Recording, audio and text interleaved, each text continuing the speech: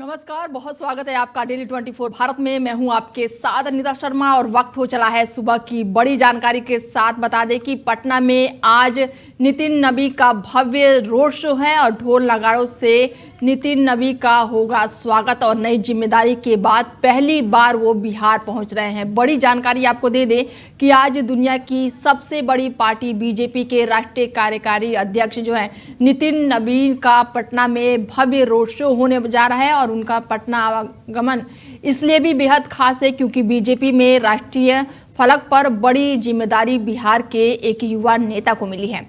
नितिन द्वारा जिम्मेदारी ग्रहण करने के बाद से उनका ये पहला पटना का आगमन है और ऐसे में बिहार के कार्यकर्ता जो है वो काफी उत्साहित नजर आ रहे हैं।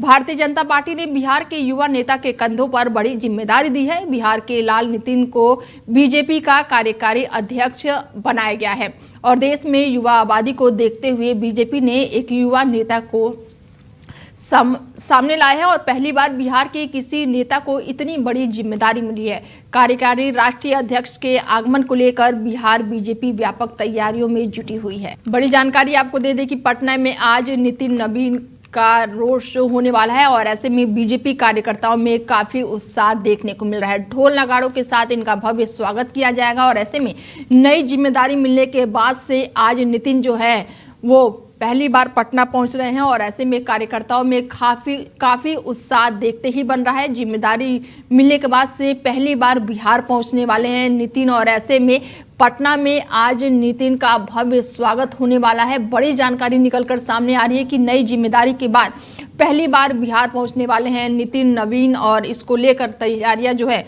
वो बेहद ही व्यापक चल रही हैं और इसके साथ ही ढोल नगाड़ों से इनका भव्य स्वागत किया जाएगा। और इस खबर पर ज़्यादा जानकारी के साथ हमारे साथ जुड़ चुके हैं हमारे मेहमान अवरल मलिक जी हैं और उनसे जानते हैं कि आज पटना में इनको पहुंचना है। नितिन जी को किस तरीके से देख रहे हैं ये, क्योंकि बेहद ही खास है, नई जिम्मेदारी मिलने के बाद पहली बार वो पटना पहुंच रहे हैं। अवरल मलिक जी। बिल्कुल निश्चित रूप से देखिए, जहां तक विषय नितिन नवीन जी का, तो निश्चित रूप से नितिन नवीन जी राष्ट्रीय कार्याध्यक्ष बने हैं। ये एक बड़ा, मैं समझता हूं, हमारी पार्टी में परिवर्तन है। युवा नेतृत्व को आगे बढ़ाने का पूर्ण रूप से काम माननीय प्रधानमंत्री मोदी जी के नेतृत्व में पूर्ण रूप से हुआ है और हम भारतीय जनता पार्टी ही एक ऐसा राजनीतिक दल है जिसमें एक तरीके का कोई सामान्य कार्यकर्ता भी राष्ट्रीय अध्यक्ष बन सकता है।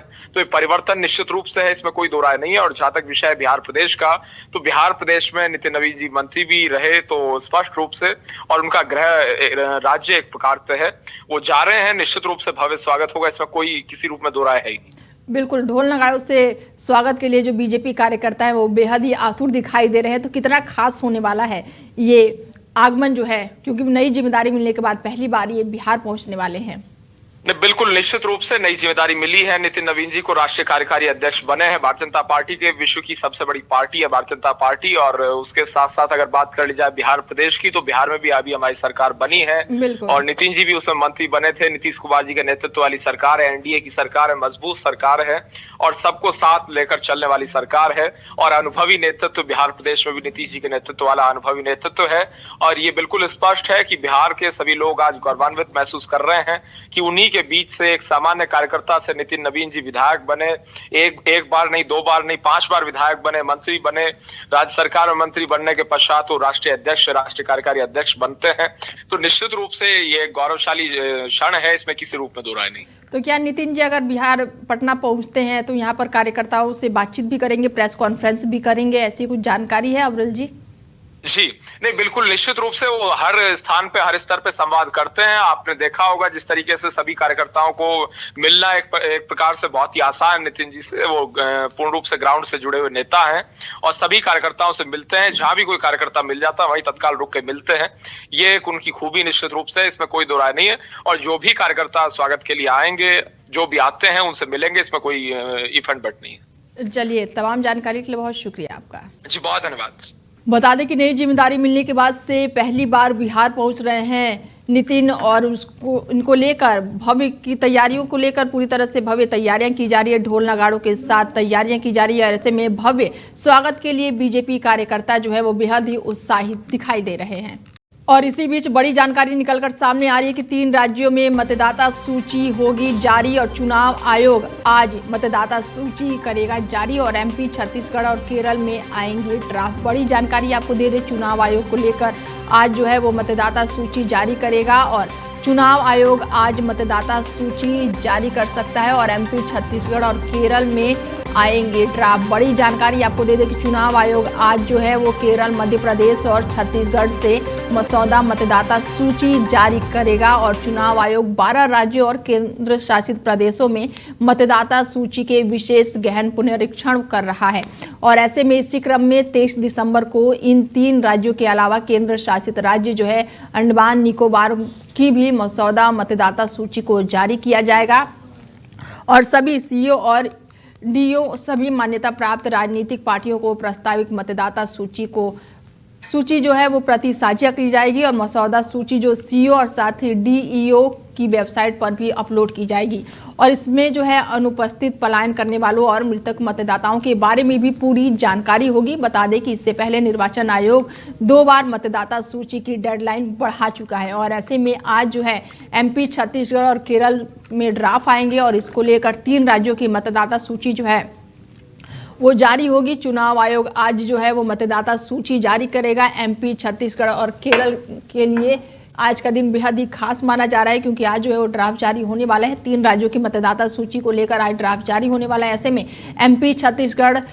केरल है और इसको लेकर आज हालांकि बता दें कि इससे पहले भी 2 बार मतदाता सूची को लेकर डेडलाइन बढ़ाई गई है और आज जो है बेहद ही खास दिन माना जा रहा है। एसआईआर को लेकर बड़ी जानकारी निकलकर सामने आ रही है कि चुनाव आयोग आज जो है वो मतदाता सूची जारी करेगा। एमपी, छत्तीसगढ़ और केरल में ड्राफ्ट जारी किए जाएंगे। 3 राज्यों की मतदाता सूची आज जारी होगी। बेहद ही खास दिन है आज का एसआईआर को लेकर। चुनाव आयोग जो है वो एसआईआर को लेकर आज का दिन जो है वो 3 राज्यों की मतदाता सूची जारी होने वाली है और लगातार कई दिनों से एसआईआर को लेकर हंगामा देखने को मिल रहा है और ऐसे में चुनाव आयोग जो है वो मध्य प्रदेश, छत्तीसगढ़ और राजस्थान का मतदाता सूची आज जारी करेगा और इसको लेकर काफ़ी हंगामा भी देखने को मिलेगा। और अब आज का दिन बेहद ही खास माना जा रहा है एसआईआर को लेकर। आज जो है वो ड्राफ्ट जारी किया जाएगा एमपी का, छत्तीसगढ़ का और केरल का। ऐसे में आज एसआईआर जो है वो सूची जारी कर देगी। 3 राज्यों की आज सूची जारी की जाएगी और ऐसे में बेहद खास है आज का दिन क्योंकि एसआईआर को लेकर लगातार हंगामा देखने को मिल रहा था और 3 राज्यों की मतदाता सूची आज जारी की जाएगी। और इस खबर पर ज़्यादा जानकारी के साथ अविनाश सिंह जुड़ चुके हैं और उनसे जानते हैं कि किस तरीके से देखते हैं ये अविनाश जी, क्योंकि चुनाव आयोग आज जो है वो मतदाता सूची जारी करेगा। अविनाश जी। जी सभी को नमस्कार, जय जय श्री राम। देखिए एसआईआर जो स्पेशल जो रिव्यू जो चल रहा है वो intensive review, special intensive review जो चल रहा है वो हर 10 साल, 12 साल, 20 साल के बाद होता है। ये कोई नई चीज तो नहीं हो रही है। ये ऑपोजिशन का हंगामा जो है वो प्रधानमंत्री ने बहुत खुल के कहा है कि ये घुसपैठियों को बचाने की कोशिश हो रही है। मैं बिहार से आपसे जुड़ा हुआ हूँ। बिहार में मैंने एसआईआर बहुत नजदीक से देखा है। मेरे घर में ही खुद बीएलओ और ये सब सारे आए थे।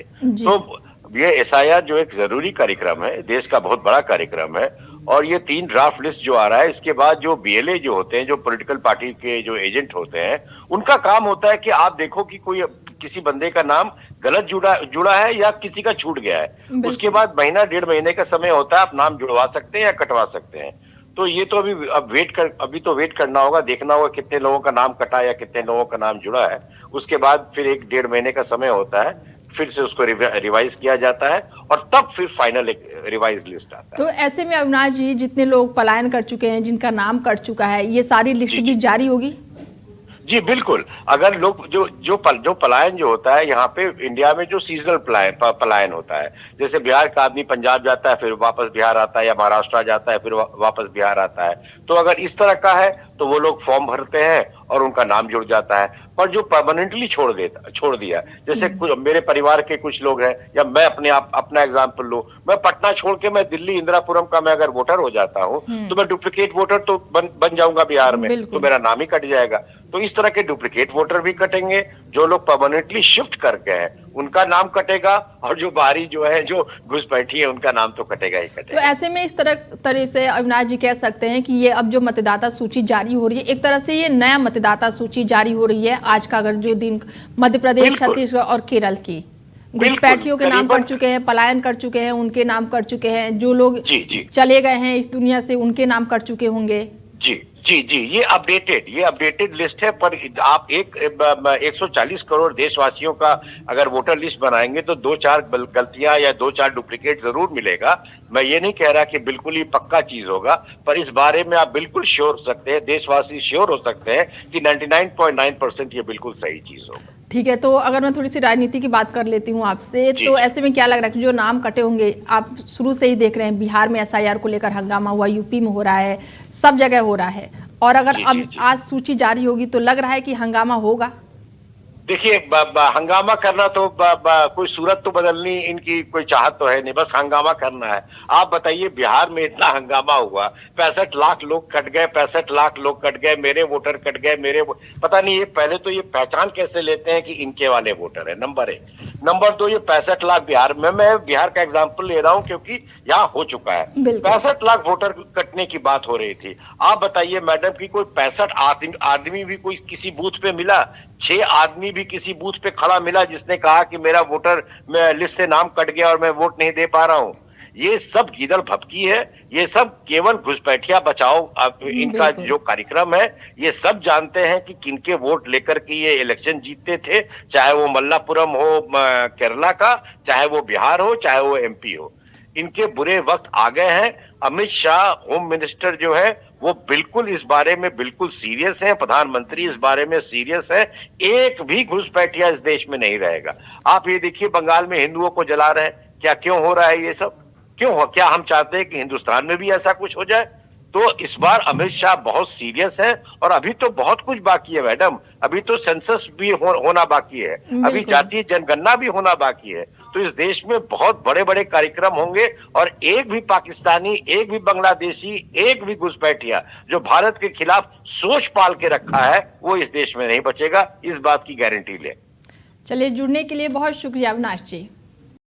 चुनाव आयोग आज मतदाता सूची जारी करने वाला है। 3 राज्यों की सूची जारी होगी, एमपी, छत्तीसगढ़ और केरल की आज सूची जारी होगी। ऐसे में 3 राज्यों की एसआईआर सूची जारी होने वाली है, और आज का दिन जो एसआईआर को लेकर बेहद ही खास माना जा रहा है। और इसी बीच बड़ी जानकारी निकलकर सामने आ रही है महाराष्ट्र में। बता दें कि महाराष्ट्र में राजनीति में बड़ा घटनाक्रम देखने को मिल रहा है, और बड़ी जानकारी निकलकर सामने आ रही है कि राज और उद्धव आज कर सकते हैं गठबंधन का बड़ा ऐलान। बड़ी जानकारी निकलकर सामने आ रही है। बीएमसी चुनाव के लिए सीट शेयरिंग पर बात बनी है, और सीट शेयरिंग पर आधिकारिक घोषणा आज हो सकती है। बड़ी जानकारी निकलकर सामने आ रही है कि राज ठाकरे और उद्धव ठाकरे कर सकते हैं आज गठबंधन का बड़ा ऐलान। बड़ी जानकारी आपको दे दें कि बीएमसी चुनाव के लिए सीट शेयरिंग पर बात बनी है, और ऐसे में सीट शेयरिंग पर आधिकारिक घोषणा आज होने वाली है। बड़ी जानकारी निकलकर सामने आ रही है। बता दें कि बीएमसी चुनाव को लेकर राज ठाकरे और उद्धव ठाकरे का बड़ा ऐलान आज माना जा रहा है, और ऐसे में राजनीतिक गलियारों में इसको लेकर काफ़ी हलचल भी देखने को मिल रही है। बड़ी जानकारी बता दें आपको कि बीएमसी चुनाव के लिए सीट शेयरिंग को लेकर आज बड़ा ऐलान हो सकता है। बड़ी जानकारी बता दें आपको कि बीएमसी चुनाव को लेकर महाराष्ट्र की राजनीति में बड़ा घटनाक्रम अब सामने आया है। उद्धव ठाकरे के नेतृत्व वाली शिवसेना और राज ठाकरे की महाराष्ट्र नवनिर्माण सेना के बीच सीट शेयरिंग पर सहमति बन गई है, और इस रणनीतिक गठबंधन का आधिकारिक ऐलान आज किए जाने की संभावना है। और ऐसे में उद्धव और राज ठाकरे मराठी वोट बैंक को एकजुट करने और वोटों के बंटवारे को रोकने के लिए एक साथ आएंगे, ताकि इसका फायदा सत्तारूढ़ महायुति गठबंधन को ना मिल सके। खबरों की माने तो सोमवार को हुई अंतिम दौर की बातचीत के बाद से ठाकरे बंधुओं के बीच सीट बंटवारे पर सहमति बनी है, और इस समझौते को अंतिम रूप देने में शिवसेना सांसद जो है संजय राउत की अहम भूमिका बताई जा रही है। उन्होंने राज ठाकरे से मुलाकात कर 10 से 12 विवादित सीटों पर सहमति बनाई, और इसके बाद से एमएनएस नेता नितिन और साथ ही बाल मुसरी पहुंचे हैं, जहां पर उन्होंने राज ठाकरे से और उद्धव ठाकरे से मुलाकात की और इसको अंतिम रूप दिया। खबरों की माने तो बीएमसी की कुल 227 सीटों से शिवसेना यूबीटी 150 से अधिक सीटों पर चुनाव लड़ेगी, जबकि एमएनएस जो है वो 60 से 70 सीटों पर अपने उम्मीदवार उतारेगी और शेष सीटें एनसीपी और अन्य छोटे सहयोगी दलों के लिए जाने की संभावना है। ऐसे में सीट शेयरिंग पर आधिकारिक घोषणा आज हो सकती है और राज ठाकरे और उद्धव ठाकरे आज गठबंधन का बड़ा ऐलान भी कर सकते हैं। और खबरों में आगे बढ़ते हैं और बड़ी जानकारी निकलकर सामने आ रही कि लोकसभा में नेता प्रतिपक्ष राहुल गांधी ने बीजेपी पर भारतीय संविधान को खत्म करने की साजिश रचने का बड़ा आरोप लगाया है। राहुल गांधी ने कहा है कि बीजेपी संविधान को उस मूल भावना को खत्म करना चाहती है जो सभी नागरिकों को समान अधिकार देती है। राहुल ने 17 से 19 दिसंबर तक जर्मनी दौरे पर पहुंचे थे और इस दौरान 18 अक्टूबर को उन्होंने बर्लिन के स्थित एक स्कूल में छात्रों को संबोधित किया और कांग्रेस ने इस बातचीत का 1 घंटा लंबा वीडियो भी सोशल मीडिया पर साझा किया है। और वीडियो में राहुल ने कहा कि बीजेपी राज्य कोई समानता, भाषाओं और समांतर और धर्मों की समानता के विचार को खत्म करने की बात कर रही है। बीजेपी ने देश की संस्थाओं पर भी भूमि कब्जा कर ली, पूरी तरह से कब्जा कर लिया और लोकतांत्रिक संस्था स्वतंत्र रूप से काम नहीं कर पा रहे हैं। सीबीआई और ईडी जैसी एजेंसियों का राजनीतिक हथियार के रूप में इस्तेमाल किया जा रहा है और एजेंसियां जो हैं वो सिर्फ विपक्षी नेताओं पर केस दर्ज कर रही है। बीजेपी नेताओं पर कोई भी केस दर्ज नहीं किया जाता है और हम सिर्फ बीजेपी से नहीं लड़ रहे हैं, हम उनके भारतीय संस्था ढांचे और एजेंसियों पर कब्जा के खिलाफ भी लड़ रहे हैं। There is a number of people in India who support Mr. Modi, and we cannot get away from that fact. But a lot of us do not agree with his ideology. We do not agree with the vision of India that he has. We think that the vision will fail. We think that the vision has tremendous problems, will create massive tension in India, will make Indian people fight with each other. So we will fight it, right? And it's a clash between two visions of India. और खबरों में आगे बढ़ते हैं और भारतीय राष्ट्र समिति नेता के कविता ने सोमवार को नई राजनीतिक पार्टी बनाने का बड़ा ऐलान कर दिया है। के कविता पूर्व सीएम के चंद्रशेखर राव की बेटी है और कविता ने कहा कि उनका संगठन तेलंगाना जागृत और विधानसभा चुनाव के लिए बेहद ही जरूरी माना जा रहा है। उन्होंने साफ कहा है कि वो अपने पिता की बनाई पार्टी बीआरएस में नहीं लौटेंगी। के कविता ने कहा कि पार्टी का नाम क्या होगा ये अभी नहीं कहा जा सकता है। कि कविता जो है वो 2014 से 2019 तक निजामाबाद से लोकसभा सांसद रह चुकी हैं और 2 सितंबर को के कविता को कथित पार्टी विरोधी गतिविधियों के आरोप में उनके पिता की पार्टी बीआरएस से निकाल दिया गया था। और इसके बाद से के कविता ने कहा है कि नई पार्टी लोगों की भागीदारी और तेलंगाना की संस्कृति की रक्षा पर केंद्रित होगी। अपने मान और साथ ही मान एमपी कार्यक्रम का जिक्र करते हुए उन्होंने कहा कि उनकी जमीनी स्तर पर लोगों से मजबूती जुड़ाव है और उन्होंने दावा किया कि बीआरएस के भीतर की अंदरूनी राजनीति के कारण उन्होंने 2019 का चुनाव उन्हें हारना पड़ा था और फिर उनकी इच्छा के खिलाफ एमएलसी बना दिया गया था उन्हें। और इसके बाद से अब नई राजनीतिक पार्टी बनाएंगी के कविता, उन्होंने बड़ा ऐलान कर दिया है। Chief of defence staff general Anil Chauhan ने सोमवार को कहा कि भारत को आतंकवाद से निपटने के लिए ऑपरेशन सिंदूर जैसी कम समय की तेज सैन्य कार्रवाई के लिए तैयार रहना होगा। साथ ही पड़ोसी देशों के साथ जमीनी विवादों के कारण लंबे समय तक चलने वाले युद्ध के लिए भी तैयार रहना जरूरी है। उन्होंने कहा कि आने वाले समय में युद्ध सिर्फ एक तरीके से नहीं लड़ा जाएगा, इसके साथ ही जमीन, हवा, समुद्र, साइबर और स्पेस सभी मोर्चे पर एक साथ एक्शन लेना होगा और एक जगह के एक्शन का असर दूसरी जगह दिखेगा। सीडीएस जनरल चौधरी ने पाकिस्तान या फिर चीन का नाम लिए बिना कहा कि भारत के सामने 2 परमाणु हथियार संपन्न देशों से जुड़ी चुनौतियां हैं और ऐसे में ये बहुत जरूरी है कि परमाणु ताकतों के बीच संतुलन बनाए रखे और वो कमजोर ना पड़े। भारत ने 22 अप्रैल को पहलगाम में हुए आतंकी हमले के जवाब में 7 मई को ऑपरेशन सिंदूर शुरू किया था, जिसमें 26 लोगों की जान चली गई थी और इस दौरान पाकिस्तान में मौजूदा 9 आतंकी ठिकानों को निशाना बनाया गया था। दोनों देशों ने 10 मई को संघर्ष रोकने पर सहमति जताई थी। और ऐसे में खबरों में आगे बढ़ते हैं कि आज भी देश की राजधानी दिल्ली सहित एनसीआर में सुबह से जहरीली हवा बनी हुई और ऐसे में धुंध का कहर भी देखने को मिल रहा है। शहर में कोहरे और स्मॉग की मोटी परत छाई हुई है, जिसकी वजह से विजिबिलिटी जो है वो बेहद ही कम हो गई है और कम विजिबिलिटी के कारण पिछले कई दिनों से दिल्ली एयरपोर्ट से उड़ानें जो है वो काफी प्रभावित हो रही हैं। शहर भर में स्मॉग और घने कोहरे के कारण हर दिन कई उड़ानें या तो देर से चल रही हैं या फिर रद्द हो रही हैं। एयर क्वालिटी मैनेजमेंट कमिश्नर ने एनसीआर में ग्रेनेड और साथ ही यहां पर एक्शन प्लान भी जारी कर दिया गया है और इसके बावजूद हवा की गुणवत्ता जो है वो बेहद ही दमघोंटू बनी हुई है। केंद्रीय प्रदूषण नियंत्रण बोर्ड के अनुसार दिल्ली का AQI पहले से थोड़ा बेहतर हुआ है, लेकिन बहुत खराब बना हुआ है। राजधानी के कई इलाकों में AQI जो है वो 400 के ऊपर दर्ज किया गया है। CPCB के मुताबिक 7 बजे दिल्ली का औसतम AQI जो था वो 390 के पास रिकॉर्ड किया गया है। श्रीनिवासपुर इलाके की अगर बात की जाए तो यहाँ पर AQI जो है वो 438 रहा।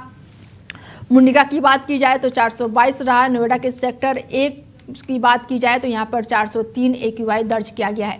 तो वहीं एनसीआर के अन्य प्रमुख शहरों में भी स्थिति जो है वो बेहद ही खराब बनी हुई है। गुरुग्राम की अगर बात की जाए तो यहाँ पर 51 है और 385 के आसपास बताया जा रहा है। वहीं गाजियाबाद और वसुंधरा की बात की जाए तो यहाँ पर AQI जो है वो 375 दर्ज किया गया है। बड़ी जानकारी निकलकर सामने आ रही है और ये ग्राफिक्स के माध्यम से हम आपको समझा रहे हैं कि दिल्ली एनसीआर के कुछ जो प्रमुख इलाके हैं वहाँ पर AQI जो है वो बेहद ही खराब श्रेणी में है।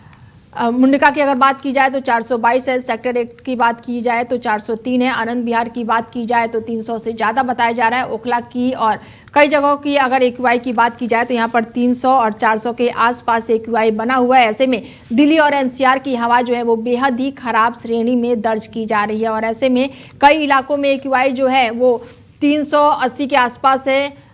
आया नगर की बात की जाए तो 342 है। RK पुरम की बात की जाए तो 376 है। वसुंधरा और गाजियाबाद की बात की जाए तो यहाँ पर 374 है। बड़ी जानकारी निकलकर सामने आ रही कि दिल्ली एनसीआर की जो हवा है अभी भी बेहद ही खराब श्रेणी में दर्ज की जा रही है।